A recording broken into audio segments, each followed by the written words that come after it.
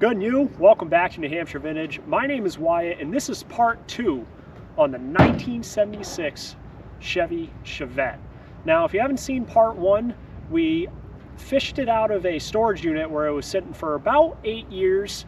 Hasn't run since 2014, give or take. And in the last video, we got it fired up.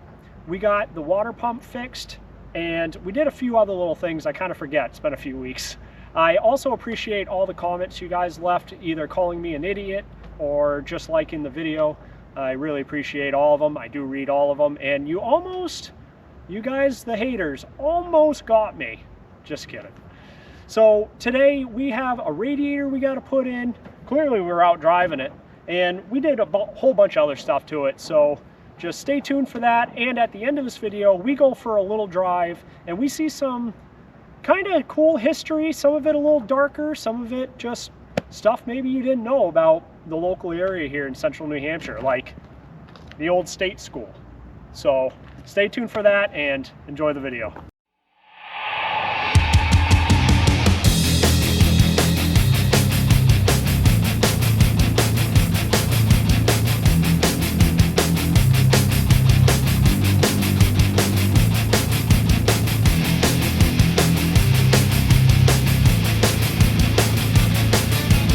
Now, if you guys didn't see part 1, I got this Chevy Chevette for $300 from my neighbor. And in the last episode, or first part, we got it running. We added a new water pump, thermostat, and, new master cylinder. Brakes work on it now. We put fresh tires on it, the cheapest ones we could get. And we did a quick interior cleaning, and we did obviously a overview of the whole car.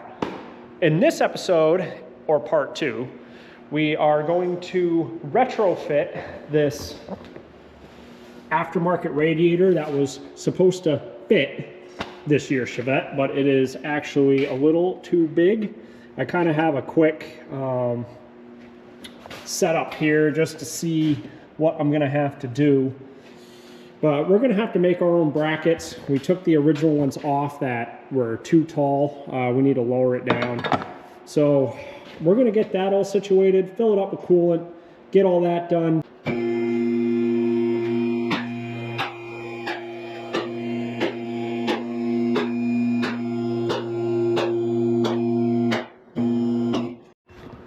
All right, radiator support's done. Let's go for a drive now. I'm just kidding. I had to kind of shim this up so it's straight and it's pushed up against that upper plate. I'll show you when I lower the car down. Now I can actually get a general height that I need to make the metal brackets. Oh, that one's not even holding it. It's all on that side. Now I can actually make the metal brackets to actually support this thing. Looks pretty good though. Let's lower the car down and see.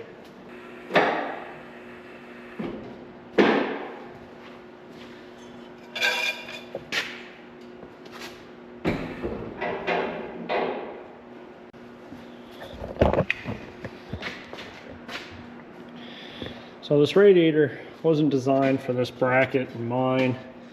I'm gonna have to cut a little bit on the edge here because you can see this side's hitting, but I can't go that way that much more. I might be able to go a tiny bit, but honestly I want to have enough room here for the cap.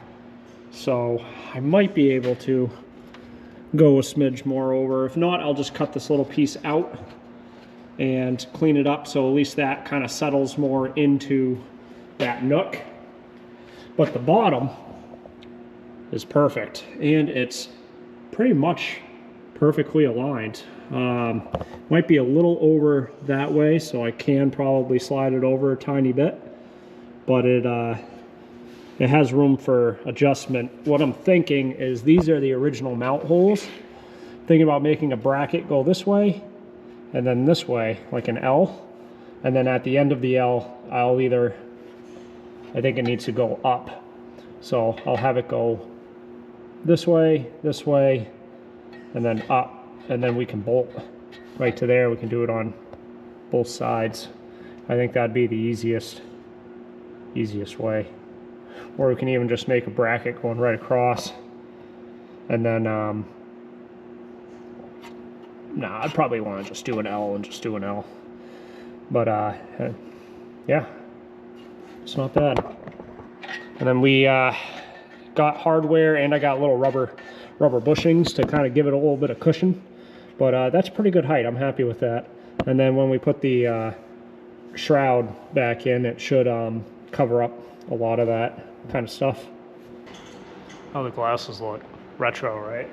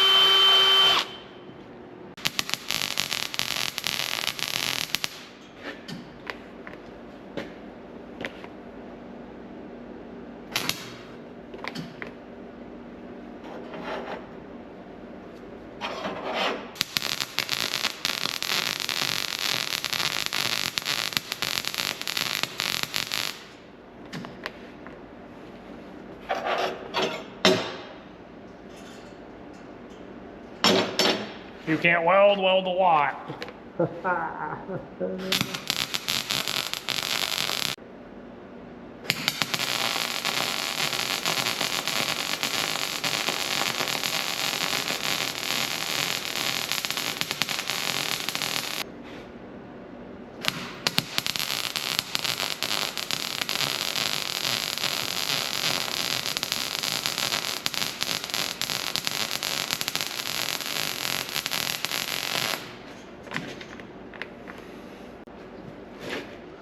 I don't know where I was going. I kind of went up a little bit, but for a radiator bracket, I think that'll hold up just fine. Ooh, I'm not gonna show you guys the backside.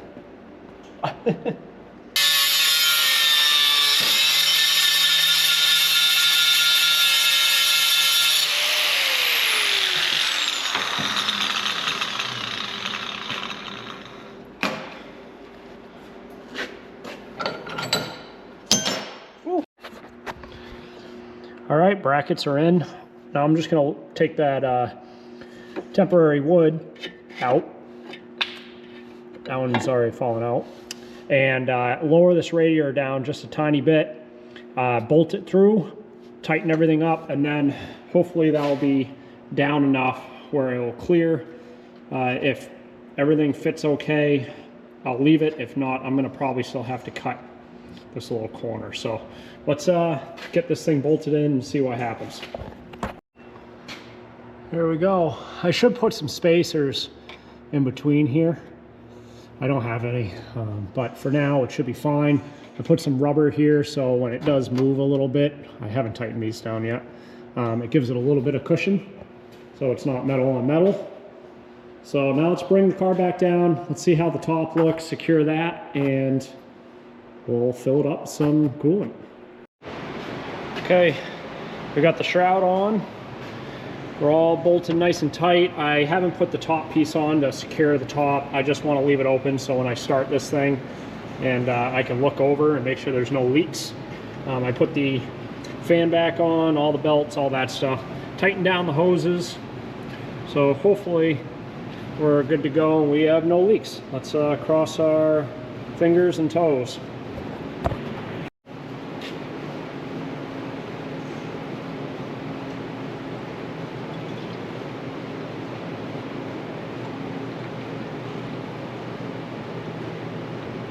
Try not to spill this on the ground so when I see coolant leaking.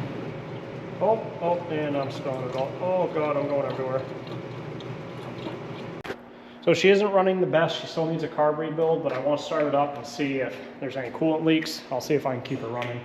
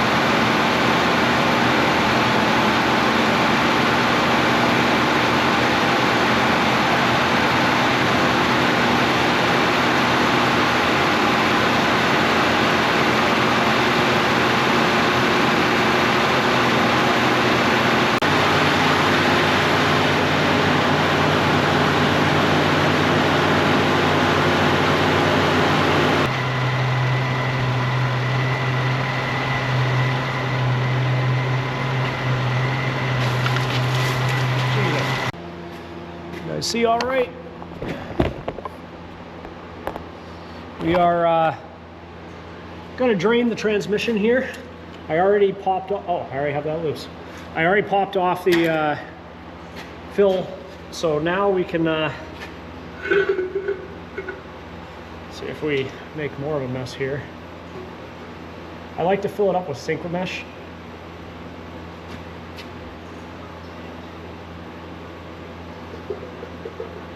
Little bit of metal.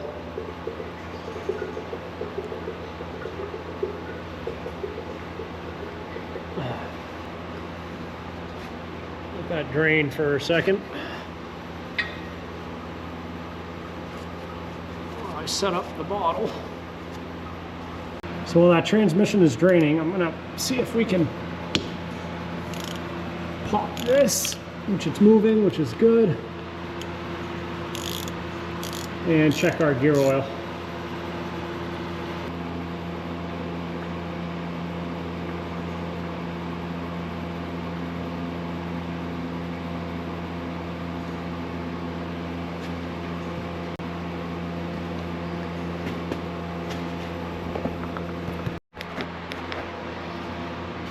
Okay, we are full up on differential fluid. That was pretty low.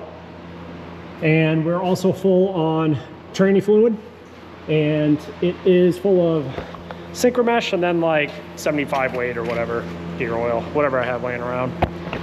So let's lower the car we're done underneath for now. We're gonna lower it down and see if we can figure out reverse, because that's kind of been bothering me. I don't know why, I just can't figure it out. Okay, I figured out the reverse. So underneath the shift boot cover, there's this plastic piece, and there's another plastic piece right here. This is kind of like a disc, and this right here has a little tiny indent. You might be able to see it underneath. And what that does is when you push this in, like it says, press, it acts as a, like a lockout. So you really push, and then it goes up. So what was happening was, this was just complete, I had to shave off a little bit because this white plastic disc is starting to misform and create kind of like a bump. So it's not super smooth anymore. So it was hitting the edge instead of slipping underneath. So I just shaved a little bit away underneath that. And now, with just a little bit of pressure, she goes into reverse. So I think I'm going to leave it. I don't want to go too much because I don't want to make it floppy. You want to kind of have obviously a little bit of a detent there. So I think that's good. I'm going to call that fixed. And put this back together, and let's take this thing for a quick ride. I got to vacuum it out one more time too.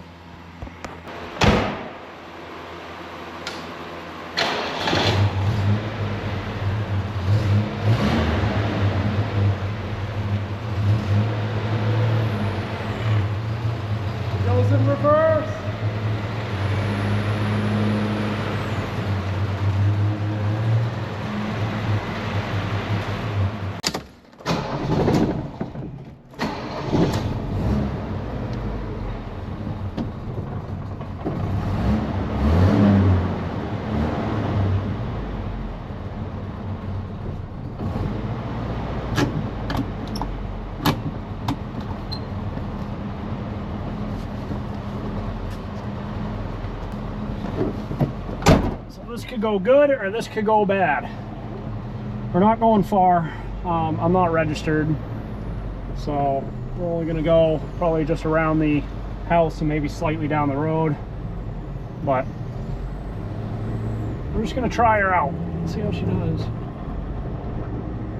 I can't believe we're driving this thing.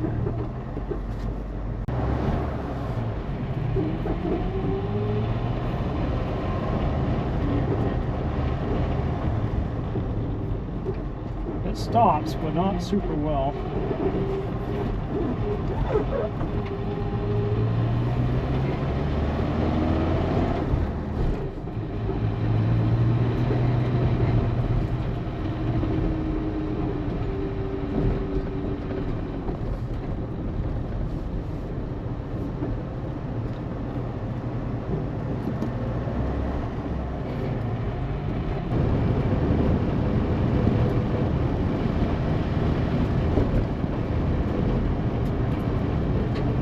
Not to go too fast because I don't know if the brakes will hold up. You know, I'm trying to see if the lines are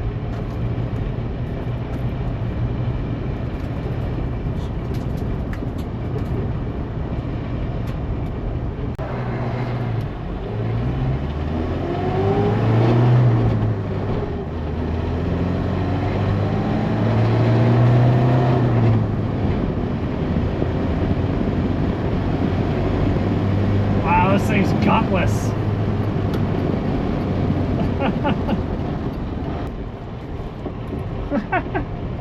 Yeah, this thing's zippy.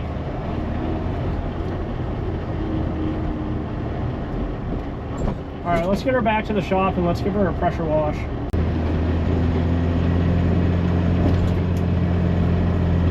Oh man, this thing's gutless.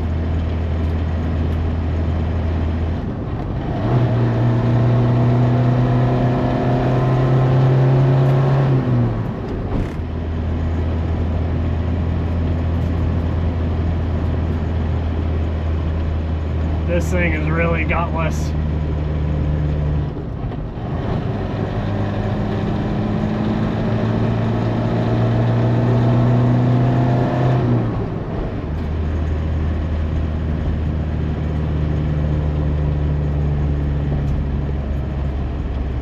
Oh, come on.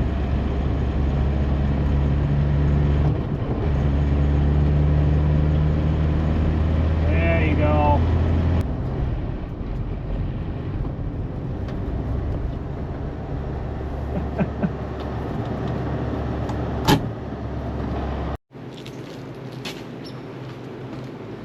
Man, is it gutless, but it runs. It actually runs pretty good. It's gonna need a transmission mount.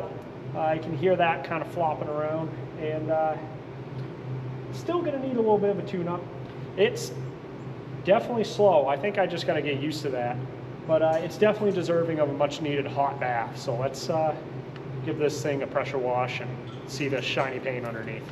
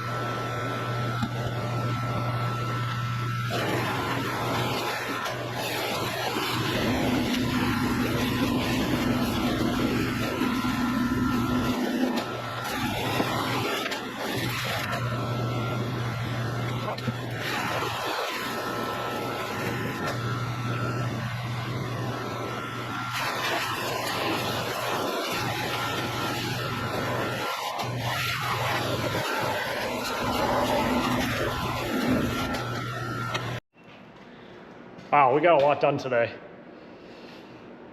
Gave her a quick rinse. She still needs a full scrub. It just was getting too cold. We're supposed to get a snowstorm tomorrow, actually. But I'm gonna call it tonight. I'm tired, been in here all day. So when you see me next, will be a glimpse for you. Will be a few days from me. We ordered a tranny mount. It needs one bad. This thing's fried. You can hear the drive shaft and the tranny shaking at higher speeds. It's just completely smoked. So I ordered one, should be in at the end of the week. And also we need a coolant reservoir, or make something, or maybe even see if we can fix that one with epoxy or something. And we still really need to clean the interior and wipe everything down more, and do carpet spray.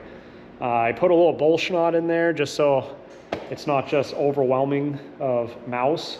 I'm gonna keep the windows down and just keep letting it air out. But she's gonna be the new daily. All right, guys, I'll see you in just a little bit. This video is sponsored by, just kidding. It's me. I just want to thank you guys for watching the previous video and giving me all this tips and knowledge about these Chevettes, like the body by Fisher, that it's actually just a, that's the Chevy plant that built the cars. It's just the Fisher body plant. And a whole bunch of other stuff. People's telling me memories, and it was just pretty cool. I also appreciate the people telling me that I'm an idiot for not changing out the timing belt and changing out these other things, but that's the whole point of this video. The timing belt looks fine. So keep yelling at me if you want, but I just want to appreciate you guys for watching. And yeah, So that's the transmission mount. Oh, my light's dying, and if I wiggle this,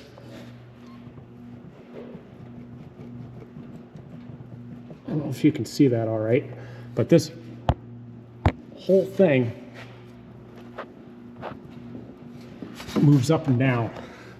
So, and you can see up there, it's shot. So we're gonna just quickly change this out. It looks like it won't take long. I say that now.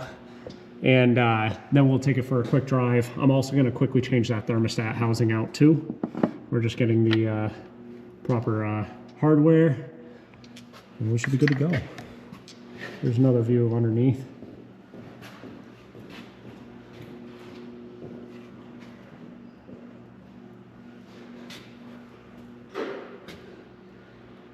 This thing surprisingly doesn't leak.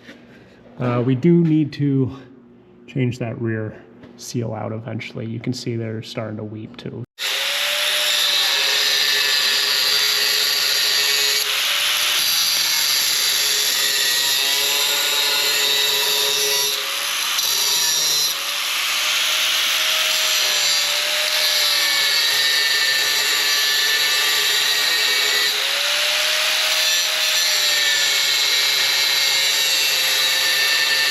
So we're having trouble getting this off.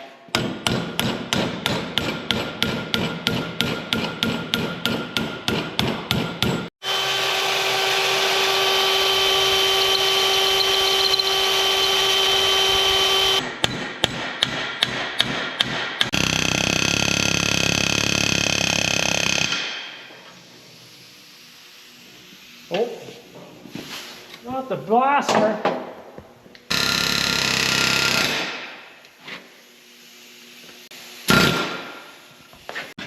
Okay, new transmission mount is in. We had to cut the old stud out and put a bolt through. There was actually enough room where we could get a wrench on inside up there, and we managed to get this nice and squished. Still has, you know, a little bit of play, but it's a lot better than it was before. There's actually some structure to it. So we'll see if that solved that issue. Got everything all tightened down, good to go.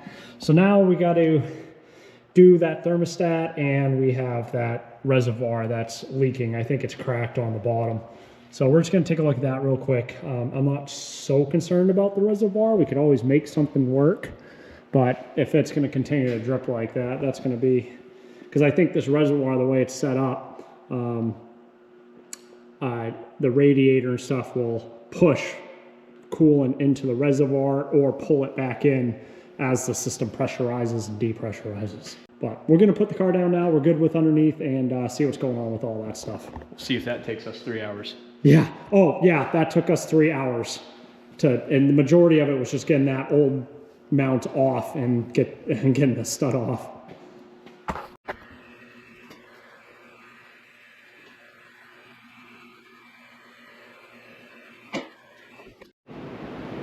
Well, it's been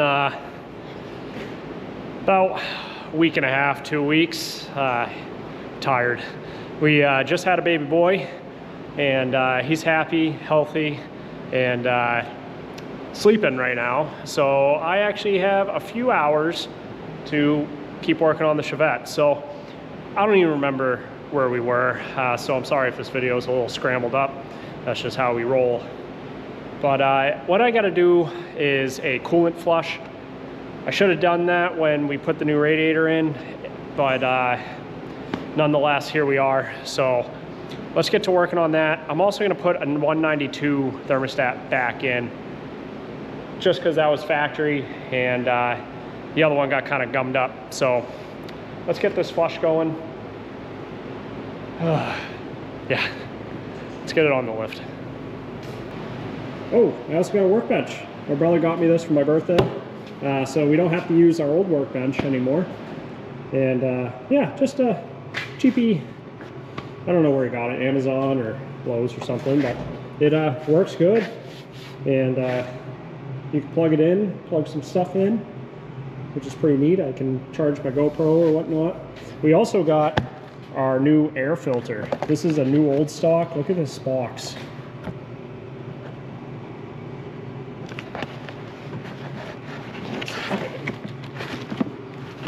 Pull this off. Oh yeah. Let's see if we can get a light going in there. Filter element looks brand new. New old stock, good for 50,000 miles or less in severe conditions. So that'll be good for a while. I'm also sorry about the mic situation. I don't have one, I'm just using the GoPro mic. I have one ordered. I actually used the money from my last video that I made to buy a new mic. So hopefully it probably won't be in when this video airs, but future videos forward should have better audio. See, we're slowly gaining here. The car still needs a rebuild. We haven't got to that yet.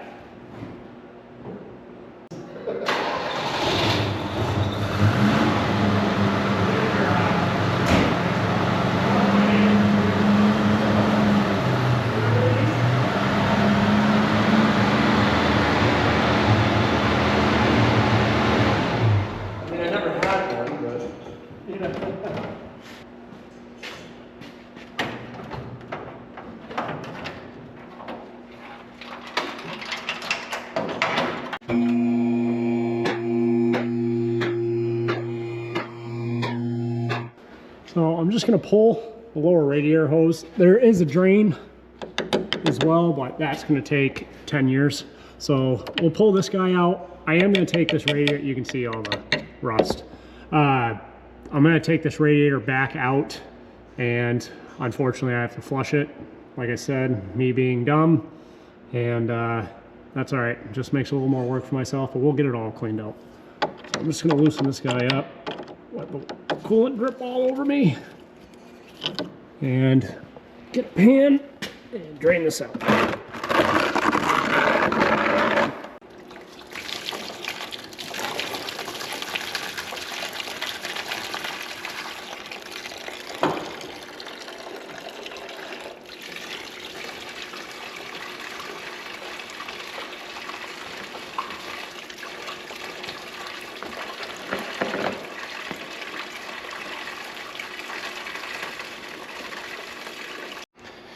So I do have coolant cleaner, like coolant system cleaner. I did put some in earlier, but I just gonna fill this up with water now and do another flush to get the remainder coolant out, because then after that I can just empty out the water. instead of having to recycle the rest of this stuff. Then we'll take it for a little ride with the actual coolant system cleaner. Then we'll do another flush after.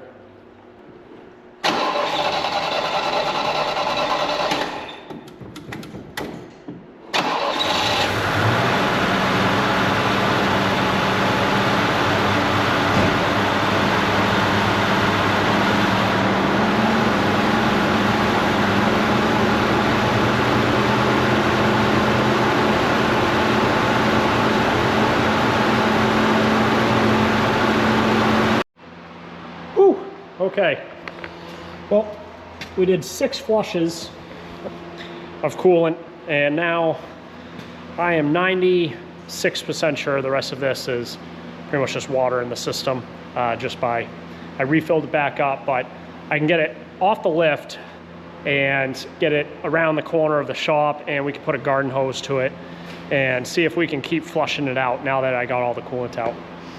It's definitely getting improved for sure. So I was nervous at first it was a head gasket issue, but the oil is completely clean. So I think it's just a really dirty cooling system. So we're gonna keep going here. And then once I get it semi-clean with the garden hose, I'm gonna fill it up, put the cleaner in, run it around the block for a while, and let the cleaner get the rest of the stuff out, do another flush, and then should be pretty close to putting fresh coolant in, and then we have other things we need to keep going on with this. Update time. So I flushed out more of the cooling system just with water, got more of that rust out, and it was running pretty clear. So then I put that coolant cleaner chemical in there with more water, and I decided to run down to Napa. Usually I just go to O'Reilly's, but I ended up getting a new serpentine belt. Still not doing the time belt yet. I know some of you guys are peeved off about that, but it's a non-interference engine, and that timing belt was in great shape. I'm not gonna change it out. I know how to. I was just in it, but I'm not gonna do it now for principle. Yeah, you'd be mad at me. I don't care.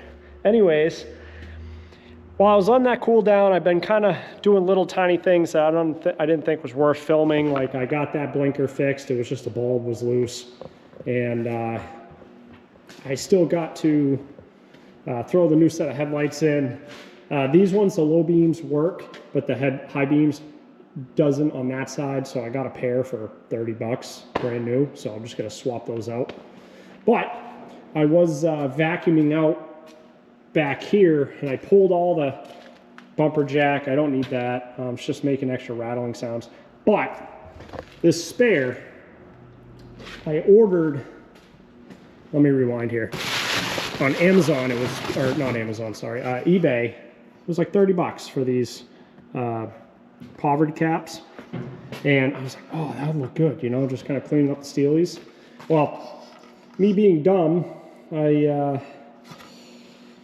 didn't even look at the rims. I just assumed they were the Chevette rims that someone just slapped another set of steelies on, or another set of, you know, caps on, but they're not. And I took out the original spare and I slapped one on, and man, that looks good.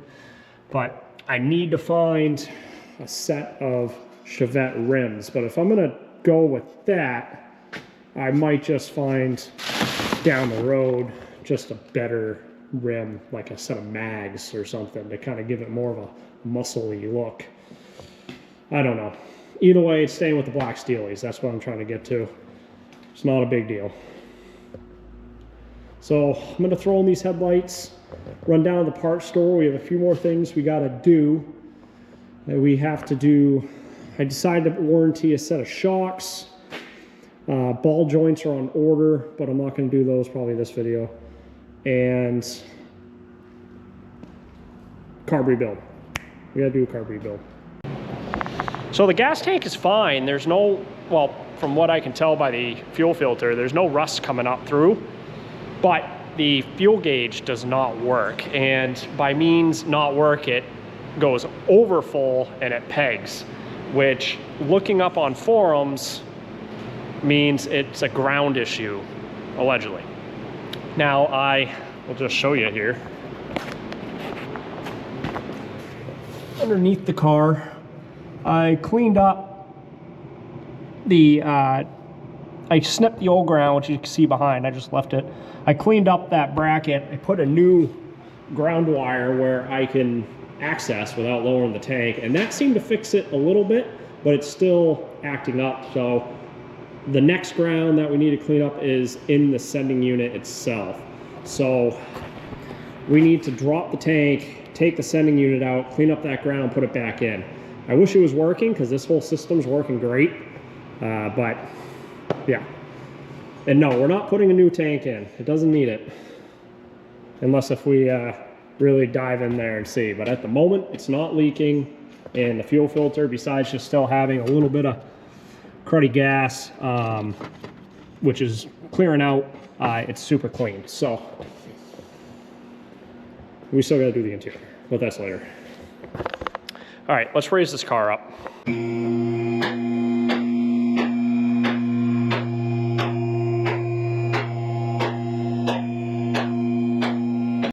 So we also have another thing we got to do too, and that's replace that fuel filler neck hose. We got a nice crack right there. Leaks gas. This thing is smoked. So here's the tank. You can see a better thing in my ground there. I ground that all the rust off, and you can see the old one there. I just kind of left it, and I had to add a new wire to attach the old one. And I cleaned up this connection too. Oh, also bolt backed out. I was driving down the road and I heard this and I was like, what is that? See these old shocks. I'm gonna have to try to replace those. Hopefully they'll snap. I'm kind of nervous about that. So these bushings are all shot. All the bushings are kind of shot, but probably should be doing these first, but oh well.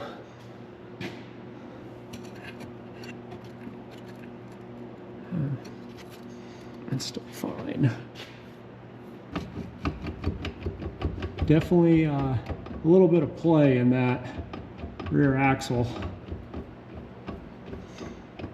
Not to my liking. I think that's what that coupe is. Chevette. So, why I'm not kind of going through a lot of the bigger stuff now that this car's running good. One, we're on a budget at the moment. And the reason why we're on a budget is I think we're gonna do a build on this car. I wanna do a V8 and do the Bro Chevette swap that a lot of people do. I think that'd be fun. This car is clean, so I think it's worthy enough for a cool build, but it's not so clean. Like the interior is screwed up, it smells, there is some rust underneath. So it's not clean enough where it's like museum quality, where it's like you feel bad hacking up, even though they made 1 million of these, literally. I think they made a couple million. Yeah, so let's grab some stuff and get going here. Sorry for the heat sound in the background. It's kind of a cold, cloudy, it's supposed to rain later, so perfect shop day to work on this turd.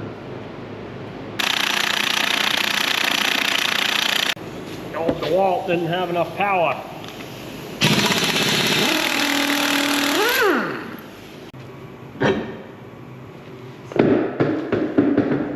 Get a better view of that filler neck. So let's get this off. And then I can put my camera down here and see how full that gas tank is. If it's super full, we'll use Guido. If it's pretty much empty, I know I put a couple gallons in, but if it's pretty much empty, we can just manhandle it down once we get everything unsnipped. But how's the look down there? Can't really see. Whole filler neck is off. You can see that crack there. That was just me cutting it off. I had to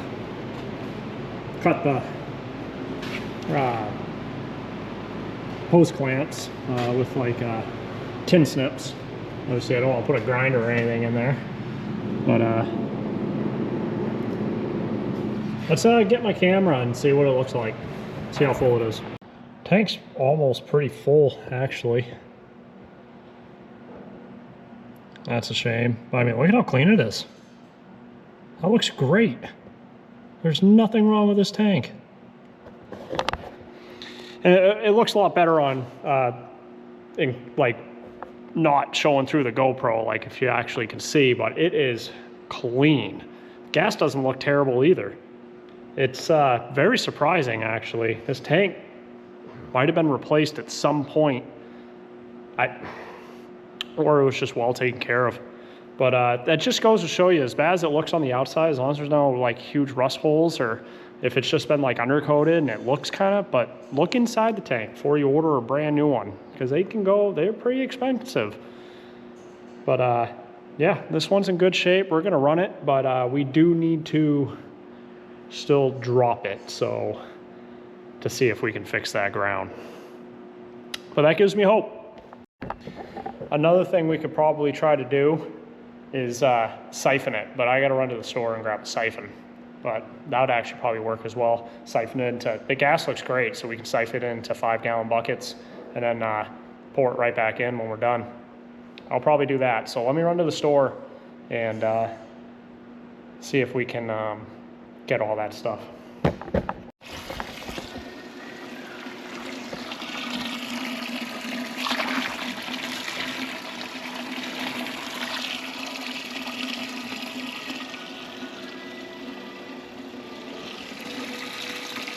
Well, that side came loose pretty easily.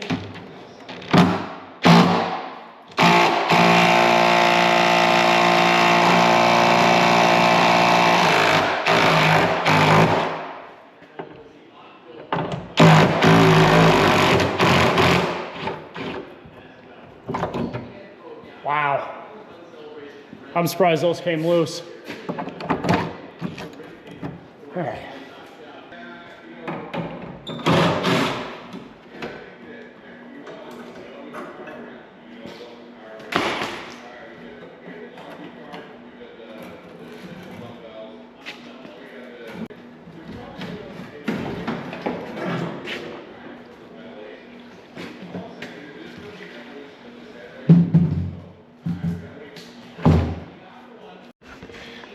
Update time. This is where we're at. Tank is off. And top of the tank has some surface rust, nothing crazy, but this sending unit is starting to get a little crusty. It does work and it doesn't leak. There's the wire that might be corroded into the sending unit. The only issue is I'm a little nervous if I get this sending unit out, it's gonna leak, or I'm gonna break something on it. The ground on the sending unit was extremely crusty, so I cleaned that up, and I'm going to try to resolder. I have electric solder, obviously not using a torch.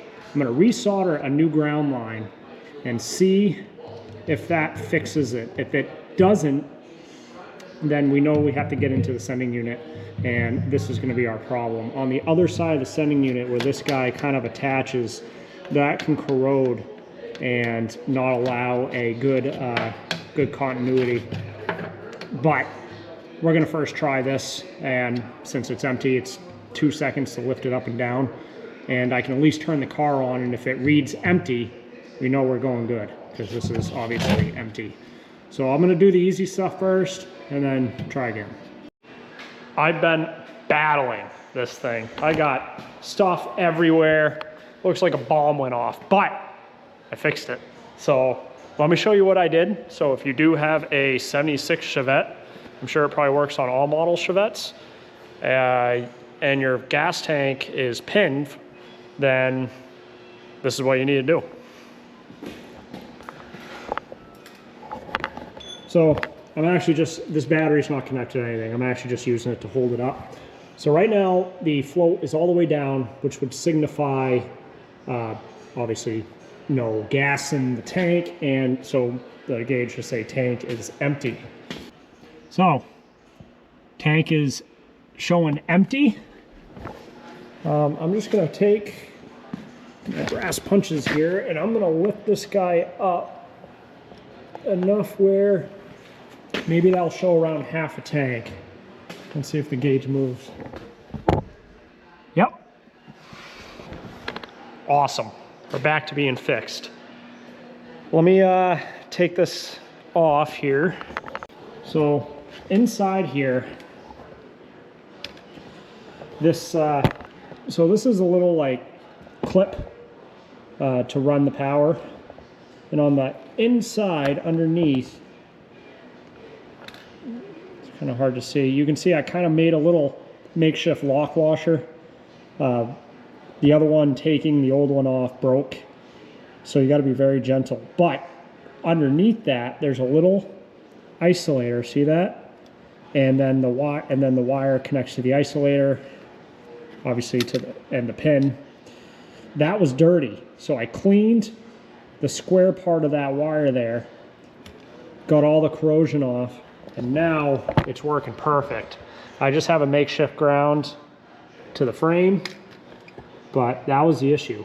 The only thing I'm kind of running into a little bit, let's put this back on my holder, is this is a little loose now, because that little washer thing I used, because it really should use like a locking washer, is not working out too well. I'm gonna have to see if I can find something to tighten it up a little bit. Maybe I can drill out something and push it on. I don't know, I'll figure that out real quick. But that was the issue. So now it's starting to work again. So once I get that tight and functioning, we'll get everything reinstalled again.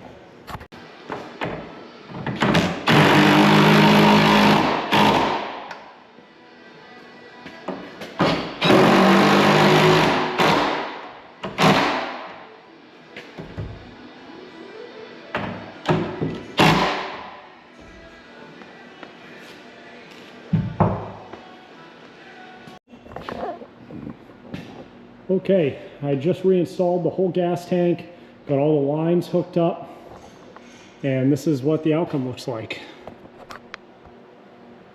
So that gray line's actually the vent, but that's a marine grade gas line. That's just what I had for that size. It's fine. Got the new cut up filler neck hose. Got all our wires back, kind of tucked up. And then up here we have we got a new line there with actual hose clamps instead of the those kind of crimp-on clamps. And then there's another one right there connecting it. And we're gonna lower the car back down real quick and make sure everything works. Those hose clamps are stainless steel, by the way, so they won't rust.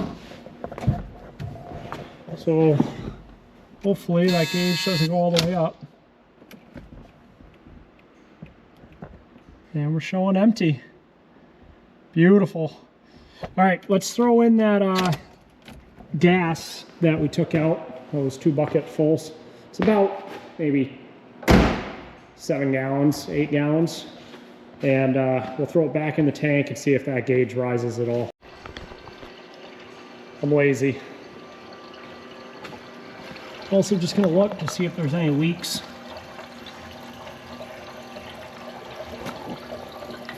Nothing I see coming out. It's good. And we'll just let that chew for a little bit. Okay. Let's see what we're showing.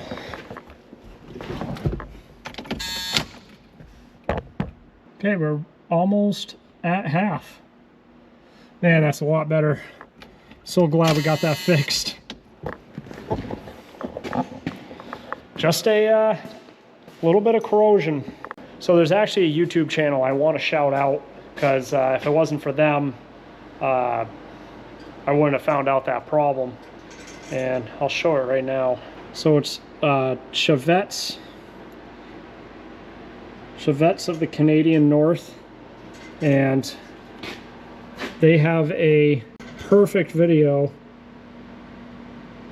like they actually have everything. Heater control, assembly repair, all this stuff. But the one that I wanted to show you is this one right here. There's some big thread out there. Got ads, but Chevette fuel tank sending unit fix. Definitely take this look at this if you have a Chevette. He has a lot of interesting videos, but he showed the whole thing on what to do to diagnose it and all that stuff. So yeah, let's move on to the rear shocks while we're right here, and the whole back end will be done.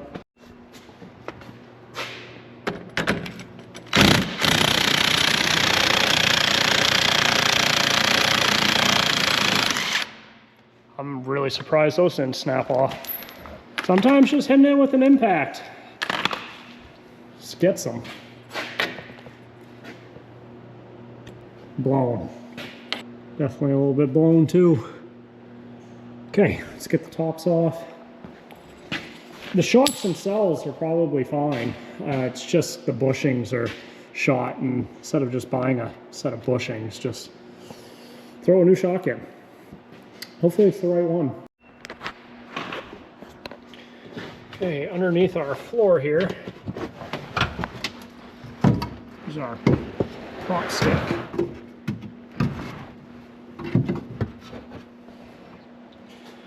Okay, we have 2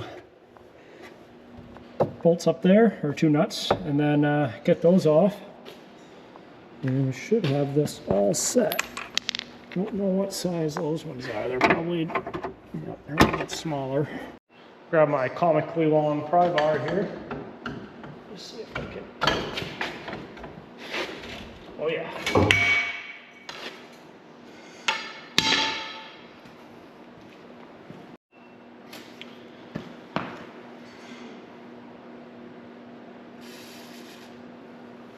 Cleaning, a little bit of lubrication.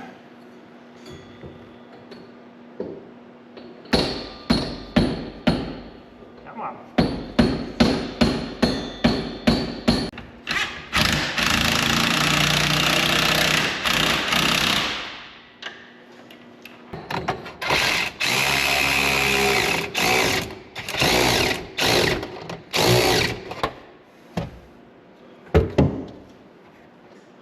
Okay, let me do the other side real quick and we'll set her down. So I compressed that shock. That was the one on the passenger side that I just did off camera. And if you can see, it's not extending back up. That one was smoked. I haven't done this one yet. Let's see if this one.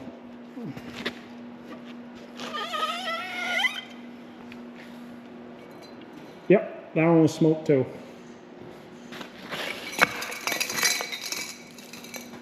So yeah, I'm waiting for the fronts to come in. We're gonna lower the car back down. She's all put back together.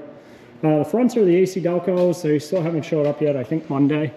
But I guarantee those are probably smoked too. Okay, turn the car back down.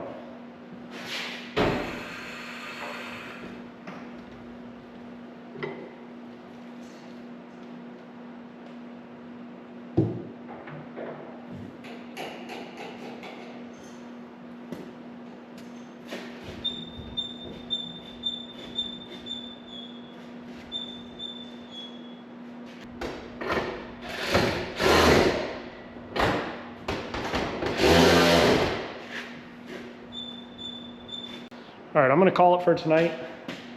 We will start this back up in the morning and get that carb rebuilt. I think it's time. And then we can take it for a little ride. If the front shocks don't come in time, they don't come in time. At least we got the rears in. So yeah, I'll see you guys in the morning. Well, good afternoon, everybody. It is time. We got about 2 things left. Carburetor rebuild and a better interior. It is loud, sorry, I didn't turn my radio down. And a interior, more of an interior detail. I kind of want to just scrub the carpets. I think that's where the mouse stench is coming from.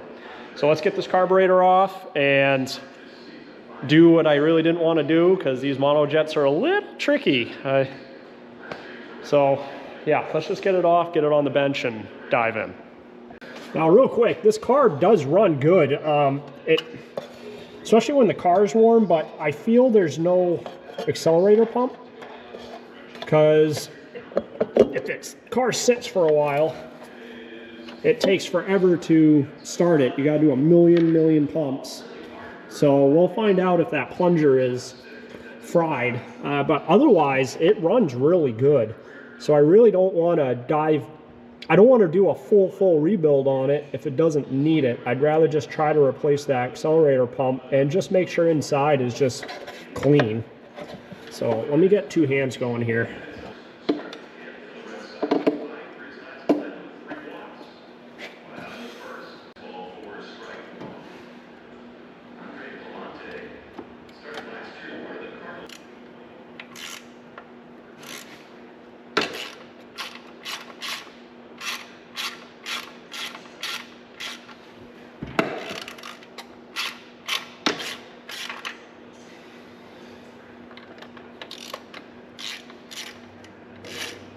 Carb was loose.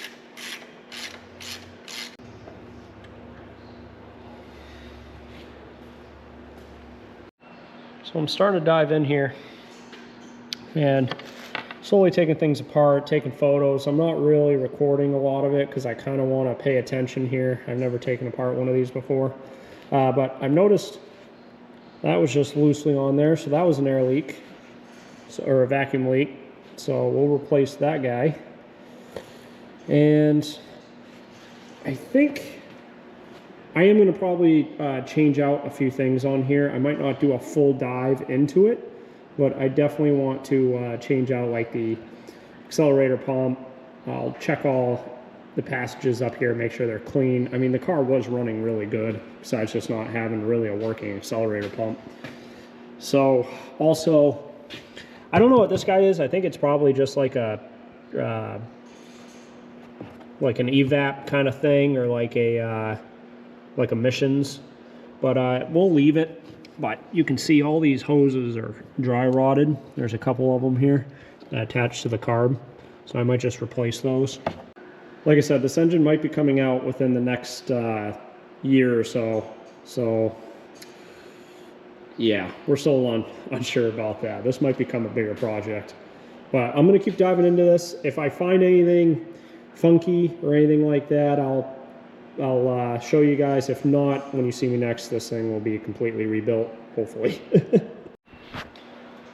All right, carb is back in and bench rebuilt. I did change out I blew out all the orifices, cleaned the inside of the bowl, and changed out that accelerator pump, and also changed out the needle and seat. I ended up going through the whole thing. It wasn't as complicated as I thought. Still a lot of steps to make sure to remember. I took a lot of photos, but yeah, changed out all the gaskets, everything. So let's see if this thing will start up and run.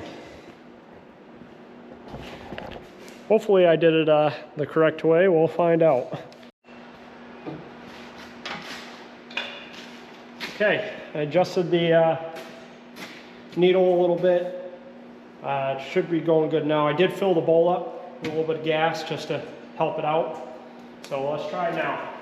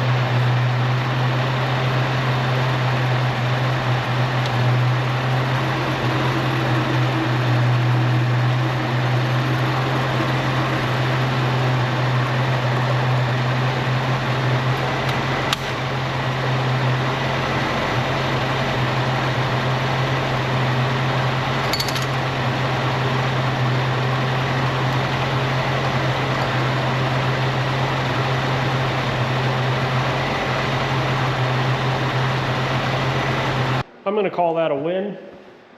So carburetor, done. We can close up the hood, and now let's clean up the interior a little more. I'm sick of smelling that smell. I also gotta clean up my mess here. And sun's going down already. It's already 5:30. I got a little bit of a late start, but tomorrow we'll go for a little drive and let's go see some interesting stuff. So I'm gonna clean up this interior a little bit and I'll see you guys tomorrow. So I'm using the wife's pet stain vacuum. Got rid of the gray duct tape that was covering up the whole seat. Tried to expose more of that cheap vinyl. So got that done on both sides. Cleaned it up nice. Did all the windows. I got the whole headliner done. It's actually starting to smell good in here. Carpet shampooed on that side. I'm just gonna finish up the driver's side. I just want to show you guys what came out. Yeah, that's disgusting.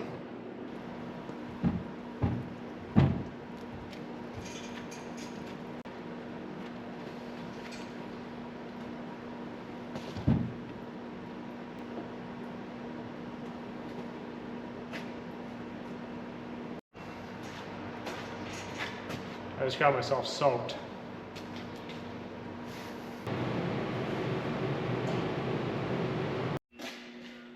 Well, here she is. It's the next day. We are all nice and cleaned up, inside and out. Doesn't stink as bad anymore. And it actually has a little bit of a shine to it. This morning, I also, the new shocks came in for the front, so I stabbed those in real quick. And yeah, I haven't even drove it since the carb rebuild or any of that, just bringing it from right here to right there. So we got Troy with us. It's about time we drive it. And we're gonna go for a little spin, and we're gonna go see some, I'd say like kind of cool local historic places that maybe you know about, maybe you don't. And maybe it'll give us a little bit of a plan to where to go. So let's get rolling. What do you think? Historical road trip. All right.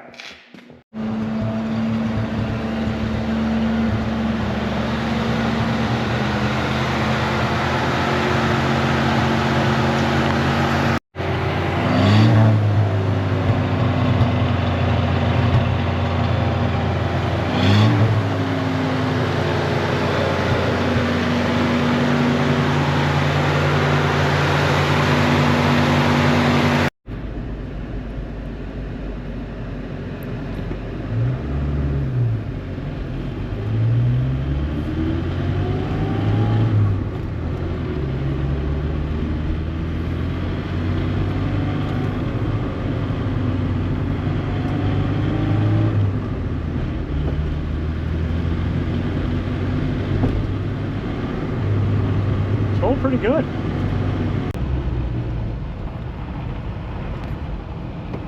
Oh, she died. She always does that right here. I don't know why, it's just coming to a stop. She might need a little bit of adjustment. Oh, it's still cold. Once it warms up, it's usually pretty good.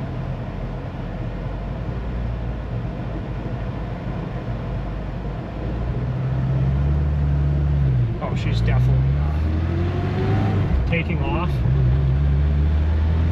It's still really slow, but it doesn't lug, you know? You don't have to give it more gas to take off. Like, it has that power to, it has a working accelerator pump. Pretty much is what I'm trying to say. It's just a lot better. Well, it seems like she's driving pretty good.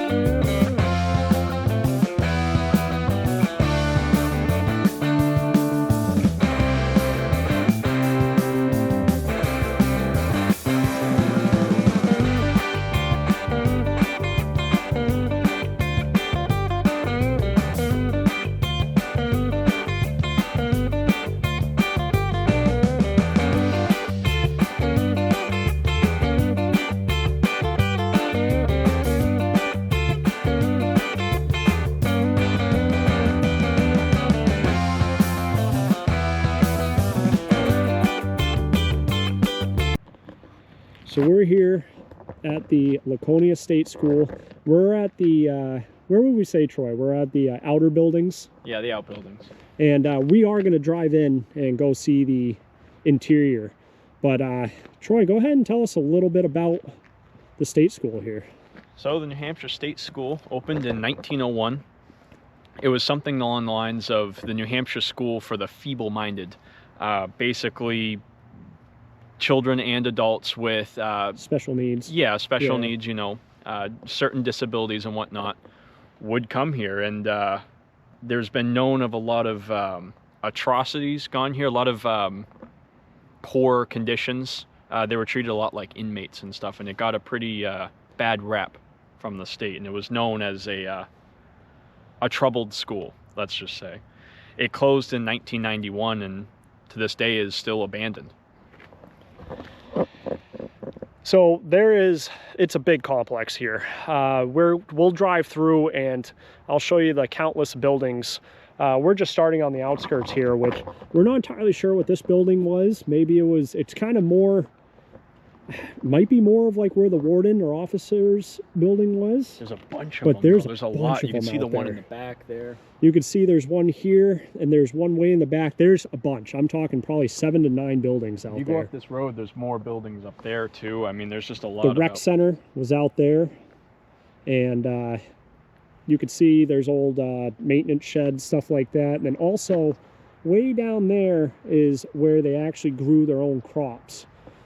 Now you'll also see a big thing of barbed wire coming up through. That means this actually turned into a prison for a little bit, and I don't know how long it was a prison for. Do you know? I don't know. But it was at least a prison for years and years and years until it finally they shut it down. I would say what, maybe 2006 or 2008. The state school shut down in 91, but certain other things happened here. Like there's still a call center that's open to this day. So there's some things that shut down, some things were converted, but either way, we're going to drive back there. There's a little kind of road you can take and at least see all this because it has been bought out by Market Basket. So allegedly there's plans, they're going to tear this all down and they're going to put up shops. So at least if we can get another documentation on it, I know there's a bunch of it, but yeah, let's just drive through. You are legally allowed to be here as well. As long as you don't go inside the barbed wire fence, you are allowed to be here. And obviously inside the buildings. So yes, inside the building. We're not going to venture inside the buildings today because we have a few stops to do and it's already getting late, but we will drive through the complex. So let's go. So as you can start seeing the buildings piling up there, there's the outskirts of the old prison, which was part of the state school, but they outfitted, added on, stuff like that. I just can't tell you when the prison closed. This complex is huge. There's names of these buildings too. Some of them, I honestly don't know which ones. There's some with the nameplates you can see. But definitely eerie.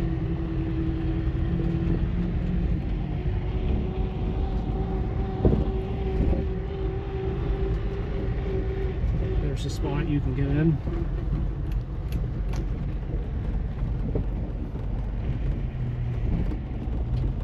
Off-roading in the Chevette.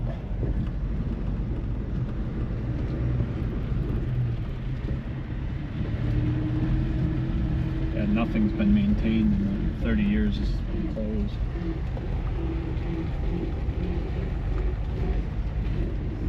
See all the growth coming up through. This was all open. You can see this was all open with sidewalks and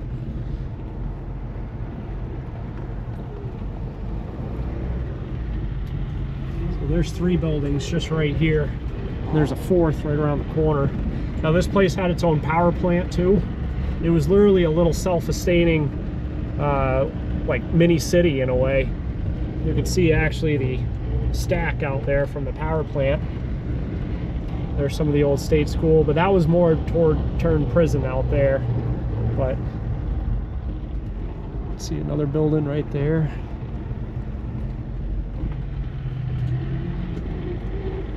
Old sign.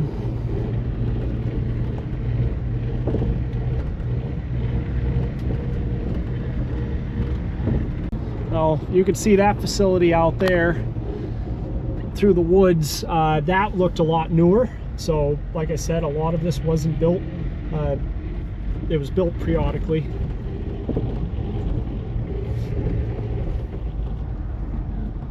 go to that, I think that was like the main building right there.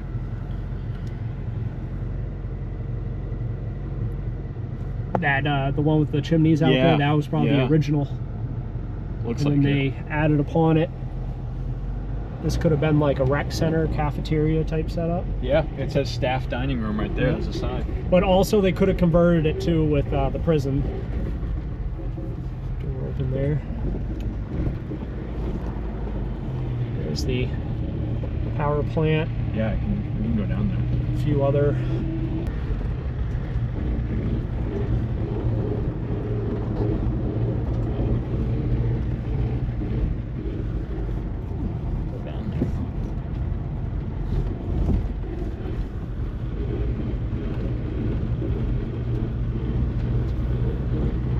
Chevette's running good.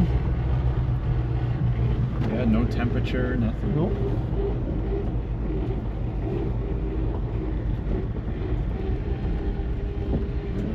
Oh yeah, here's the bottom of the stack. Look at that.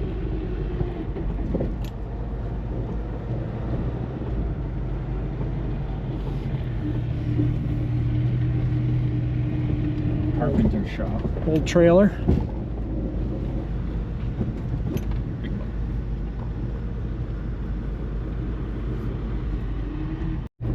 So this building's still active, and obviously a lot newer. You can see a bunch of cars parked.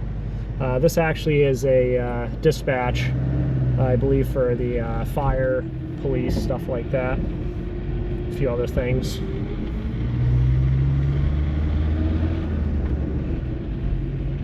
But yeah, the old state school. All right, we're gonna be off to the next spot. So me and Troy were just talking. What was the point of automakers back in the day making this cup holders? Like, I think it was for like a drive-in movie. That's what I'm thinking. Maybe when you park and it's like a nice shelf, but otherwise, like, and it's like a centimeter deep. And also, this thing is like pretty much directly above the top. The dash here is directly above, so you can only put like a miniature can of Coke or something, or a nip or something like that. But I don't know. Maybe it was their attempt.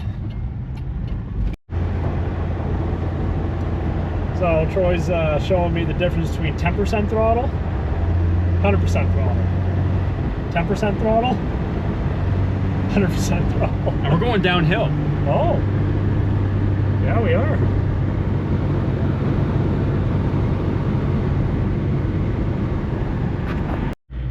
So we are now, if you look right across the street, that's the birthplace of H.H. Holmes, Herman Webster Mudgett.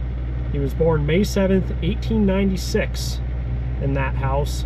And if you don't know who he is, you might know the story of the murder hotel, or the, yeah, it'd be the murder hotel. He is known as America's first serial killer, or at least documented serial killer. He was smart, and he had a really good understanding of anatomy, which for what he did is pretty scary, because he knew what he was doing.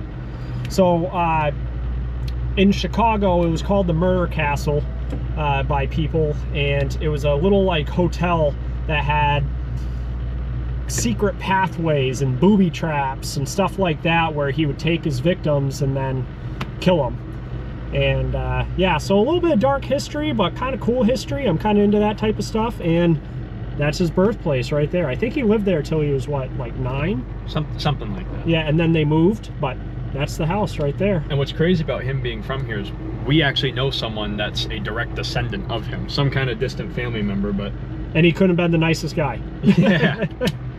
But yeah, so birthplace of H.H. Holmes. Yeah, this is his house. Yeah, that's his house. Yeah, we can drive by it on this little road. Now, I don't know if that was an addition. Yeah, that might be an addition. But that is his home. Old Ford back there in the woods. The stuff you find. There's a lot of old cars still out. You just got to know where to look for them. So it's starting to snow, and we're doing about 60. Still have Troy driving.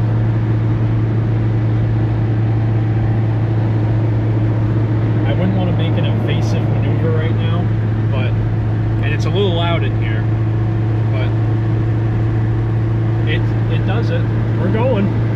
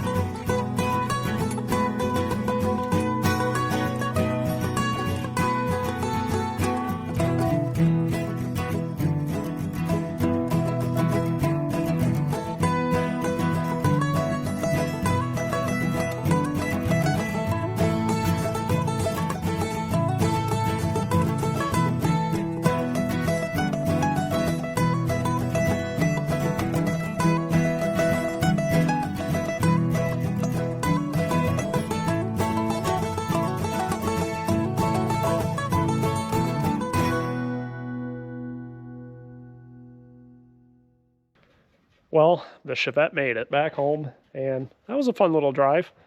We stopped, saw a few locations, and this thing didn't even skip a beat. Had to adjust the idle just a tiny bit. If it sat and idled for a little bit, it would die. I turned it up a tiny bit. Now she's good. So I call that a win. Well, that being said, we're going to end this video now. I appreciate you all watching. Do you want to see another video on this car in the future? We still have a couple little things we can do to it, and down the road we might have some bigger plans, but that's not for a little while. Anyways, I appreciate you watching to the end of this video now, and if you like this channel, I'm not going to force subscriptions down people's throats, but I know people will forget. But usually my thought is, if you like the channel you're watching, you'll subscribe. So all right guys, I'll see you guys very soon.